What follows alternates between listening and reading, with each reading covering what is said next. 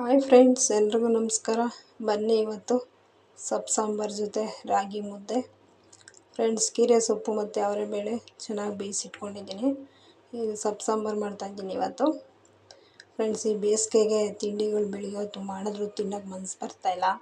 ಹಂಗಾಗಿ ಬೆಳಗ್ಗೆನೇ ಇವತ್ತು ಯಾಕೋ ರಾಗಿ ಮುದ್ದೆ ತಿನ್ನಬೇಕು ಅಂತ ಅನಿಸ್ಬಿಡ್ತು. ಅದಕ್ಕೆ ಇವತ್ತು ಮುದ್ದೆ ವೀಡಿಯೋ ಯಾವುದೂ ಹಾಕಿರಲಿಲ್ಲ ಫ್ರೆಂಡ್ಸ್ ನನ್ನ ಚಾನಲಲ್ಲಿ. ಹಾಗಾಗಿ ಇಲ್ಲಿ ರಾಗಿ ಮುದ್ದೆ ಮಾಡ್ತಾಯಿದ್ದೀನಿ ನೋಡಿ. ಅನ್ನ ಮತ್ತು ನೀರು ಕುದಿಲಿಕ್ಕೆ ಇಟ್ಟಿದ್ದೆ, ಚೆನ್ನಾಗಿ ಕುದ್ದಿದೆ. ಚೆನ್ನಾಗಿ ಕುದಿ ಬರ್ತಾಯಿದೆ. ಇವಾಗ ಇದಕ್ಕೀಗ ಇಷ್ಟು ಬೇಕಷ್ಟು ನೋಡಿಕೊಂಡು ರಾಗಿ ಹಿಟ್ಟು ಹಾಕೊಂಬಿಡೋಣ. ನೋಡಿ ಹಾಕ್ತಾಯಿದ್ದೀನಿ. ಇಷ್ಟು ಅಲ್ಲಿ ಪ್ರಮಾಣ ನಮಗೆ ಮುದ್ದೆ ಕೋಲು ಇಟ್ಟಾಗ ಕರೆಕ್ಟಾಗಿದೆಯಾ ಹೆಂಗೆ ಅಂತ ಗೊತ್ತಾಗುತ್ತೆ.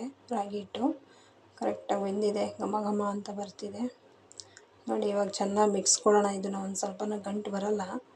ಅನ್ನ ಹಾಕಿರೋದ್ರಿಂದ ಚೆನ್ನಾಗಿ ಬೆಂದಿರುತ್ತೆ ಅನ್ನ ಮತ್ತು ರಾಗಿ ಹಿಟ್ಟು. ನೋಡಿ, ಚೆಕ್ ಮಾಡ್ಕೊತಾ ಇದ್ದೀನಿ, ಸರಿಯಾಗಿ ಬಂದಿದೆ ಫ್ರೆಂಡ್ಸ್. ಒಂದು ಗಂಟು ಬರೋಲ್ಲ, ನೈಸಾಗಿ ಸೂಪರಾಗಿ ಬರುತ್ತೆ ಅನ್ನದ ಮುದ್ದೆ. ನೋಡಿ ಎಷ್ಟು ಚೆನ್ನಾಗಿ ಬಂದಿದೆ.